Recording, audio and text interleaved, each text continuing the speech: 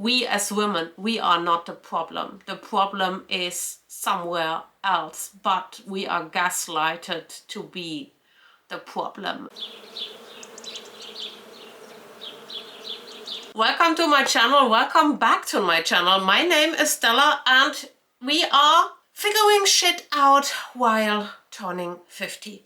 I don't know what's going on, but the YouTube algorithm decided lately that I'm served a lot of videos from ladies my age and older talking about their experiences with ageism. And I wanted to serve you my take on it and just chip in.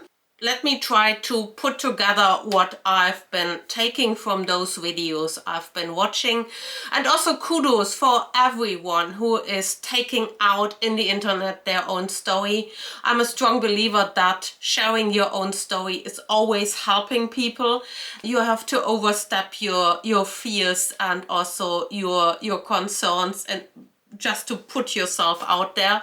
So yeah, I mean, a big shout out for everyone who is doing that. But what I'm taking from those videos, mostly American ladies talking about their experiences hunting for a new job in the current economy beyond the 50 and so being a little bit older. The experiences were never great. They work with the assumption that if you are beyond 50, you are basically unemployable, or that companies deem you to be unemployable and that they are struggling and damned to be struggling for the foreseeable future because you cannot reverse your age. The aim of this video is not to diminish anyone's feelings and anyone's truth, just to be super clear about that.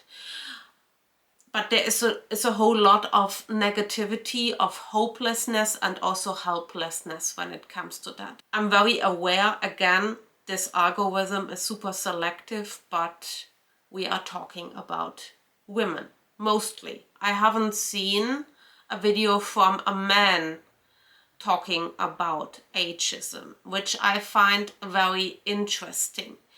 And then I have to chip in with my own experiences as a woman, where I have to say, I found the discrimination and ageism also in a way harder and more obvious when I was 30. You could get pregnant.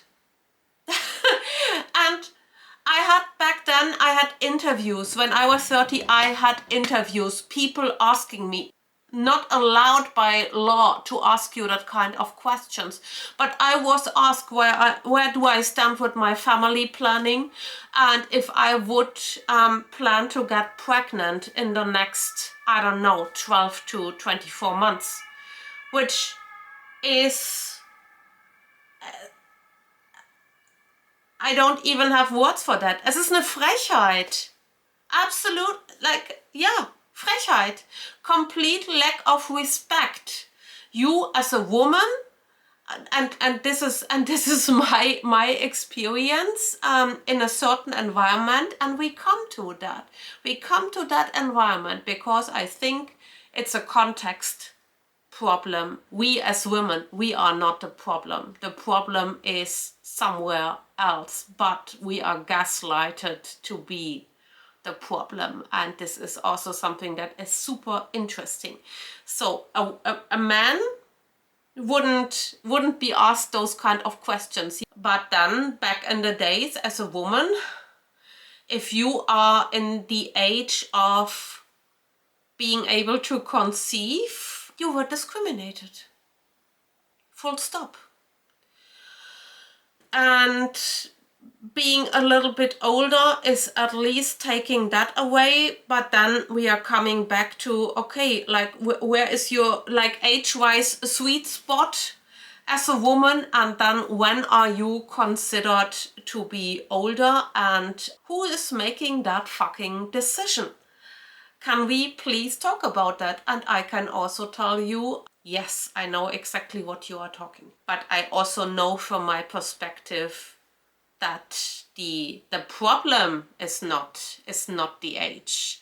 The problem is within a company culture where we can talk about inclusiveness. The main problem is a leadership that is based on a very power and ego-driven kind of perspective, and you would not hire someone with a certain experience, also a certain experience in life, because this person might ask you questions you're not able to answer, and a weak leader will never allow that because they perceive that as a danger for their own position. And there's nothing you can do about that. And there's nothing you want to do about that, to be super honest, because those kind of leaders will always bloom in an environment of general toxicity. So you have a highly toxic environment where shutting up, not asking questions, making the same mistakes over and over again, and basically doing everything so this leadership feels secure and safe in their position, and no one is challenging that. No one is thriving in those kind of environments, I can tell you that. And there is mistrust, and there is competition, and there is a very unhealthy kind of people-pleasing, leadership-pleasing, politic bullshit going on. And you cannot win. I also have a video I'm linking here, how to spot a toxic work environment right at the beginning in your interview process. And there are some signs. For any relationship, if you have to make yourself smaller and less intelligent and less yourself, so that anyone on the other side feels better, and this goes for partnerships, and this goes for family, and that also goes for work partnerships. Take your stuff and run. Get the fuck out of there. If you are taking pride in your experience, taking pride in also your knowledge, if you have a certain kind of aim on improving yourself, but also the organization and the work you are doing, and this is part of your identity. And this is often the case if you have also a certain experience, and again, this is completely independent and detached from age. If you identify yourself with your work and what you are doing, and you pride yourself to be good in that, this kind of environment is the death. Like this whole narrative of you're too old, you're not old enough, you're in an age where you should have a family. Why do you not have a family? When do you want to have a family? You cannot fucking win. Like, when are you right? And you are right all the time. You just have to find the right people that see that, and you have to find a mix. And I think the ultimate solution, because that I also feel this is where the frustration is coming from. You are brought in a position where you cannot win. There is nothing you can change from that kind of perspective. You are helpless and you are a victim. And what I see, the anger, the frustration, the sorrow, the pain, the tears, this in the end is all coping mechanism on being a victim. And I know, yes, there is also the financial aspect, and I know it's a full package of a story, but you are gaslighted into a victim position. So releasing the whole age thing from your head is step one. because it's not serving you. It is not serving you. The demarcation line of being 50 is pure illusion. Who the fuck decided that? You're still okay when you're 49, but then with 50, like 2 days later, you are not okay anymore? I mean, ask yourself, how much truth is in that kind of statement? And then also look back very, very purposefully. Look back. How were you treated when you were 30? I told you my story. I would love to hear yours. Just to change things a little bit up. Okay. And then the next thing I want you to ask yourself, would you hand on that kind of truth? With 50, you're not employable anymore. Would you give that truth to your children? Would you say, okay, but you have to make it now because with 50, your life is over? Would you? I don't have children, but I wouldn't. I would always empower them. And I would always tell them, you are good enough. And it doesn't matter what age or what size or whatever you are. You are good enough. And you have to find the people who see that. That's the one thing. And when you change that limiting mindset from yourself, you also go into conversations with a whole new self-esteem. And it's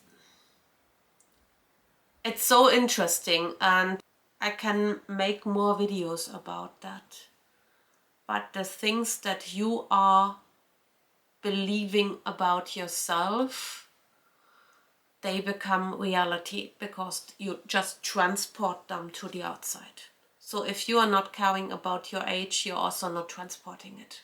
You act in a completely different way, and you bring yourself again back into a position to have room for decisions and have room for movement, and you are not the victim anymore.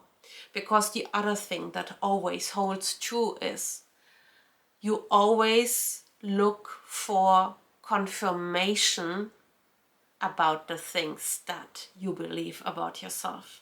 So if you believe that at a certain age you are not employable anymore, every rejection, no matter what, for you is a confirmation on your theory. As an HR person, I can tell you there are many reasons for rejection. And there are many reasons why you are not hiring someone. And it has nothing to do with you as a person in, I would say, 95% of all the cases. Just putting it out there. And I know if you are in that kind of spiral, you're like, I cannot, and now I get another rejection, and this is the reason, and this is just, and I'm proving, and I'm getting deeper and deeper and deeper into that kind of spiraling. It's hard to get out. I also know that this can go until complete stuck stage. It's very hard to get an outside perspective without some help. So if you have someone who can help you, maybe you have a friend or some kind of accountant that is also working maybe in recruiting, or has some experience in HR, or is working as a coach, I would highly recommend to talk to them and share your story, because it can help you shift the perspective and get you out of this complete I'm lost and I'm a lost case and I cannot move anymore and my life is over, to be just over dramatic. And then the other thing is that Yes, there is discrimination out there, especially against women. There are men out there that categorize women in fuckable and not fuckable, and your qualification doesn't matter at all. And there are men out there that will always tell you you're too loud, you're too much, you're too emotional. Don't give a fuck about that. They are just projecting their own insecurities. Always keep that in mind. And it has nothing to do with you. There are companies out there where you are just too smart for the room. Not every rejection is because you are not enough. Some are because you are just too good and too smart for the room. Okay, that is fine. Release it, move on. It doesn't matter.